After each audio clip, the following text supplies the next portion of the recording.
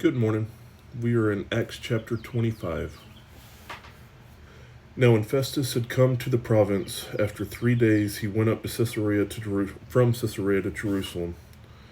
Then the high priest and the chief men of the Jews informed him against Paul, and they petitioned him, asking a favor against him, that he would summon him to Jerusalem, while they lay in ambush along the road to kill him.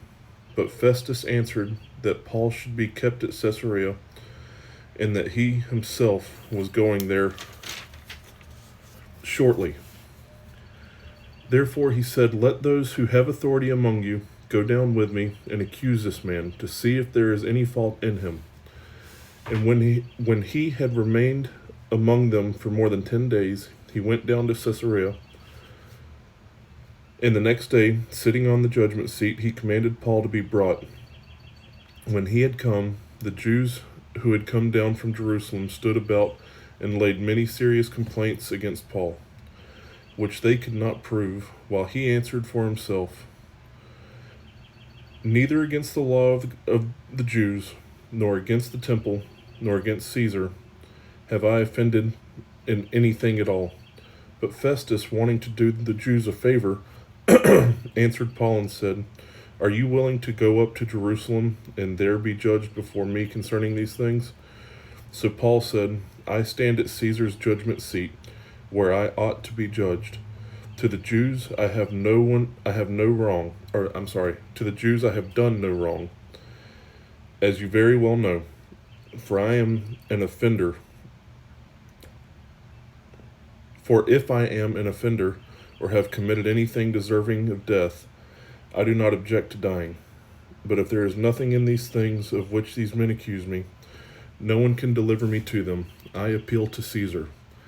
Then Festus, when he had conferred with the council, answered, "You have appealed to Caesar you shall go." And after some days, King Agrippa and Bernice came to Caesarea to greet Festus. When they had been there many days, Festus laid Paul's case before the king, saying, "There is a certain man left a prisoner by Felix, about whom the chief priests and the elders of the Jews informed me, when I was in Jerusalem, asking for a judgment against him.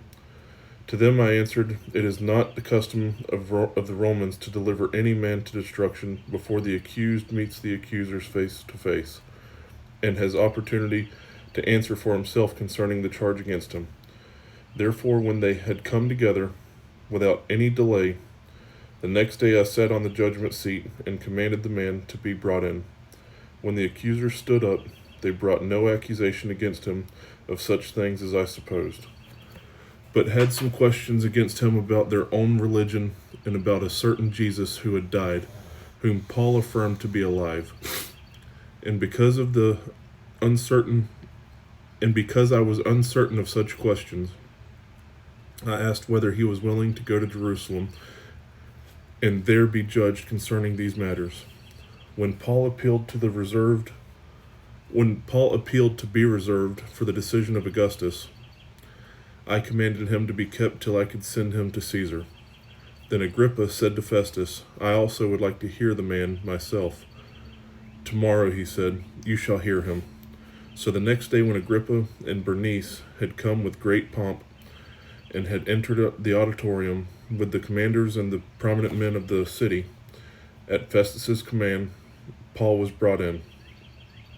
And Festus said, "King Agrippa and all the men who are here present with us, you see this man about whom the whole assembly of the Jews petitioned me, both at Jerusalem and here, crying out that he was not fit to live any longer.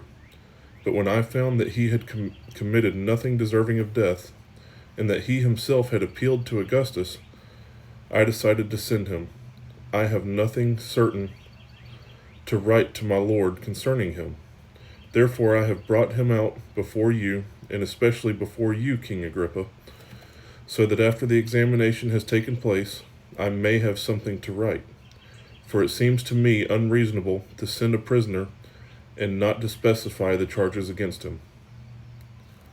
All right, folks, that was Acts chapter 25. Thank y'all for sticking with me. Love y'all. God bless. Have a great day.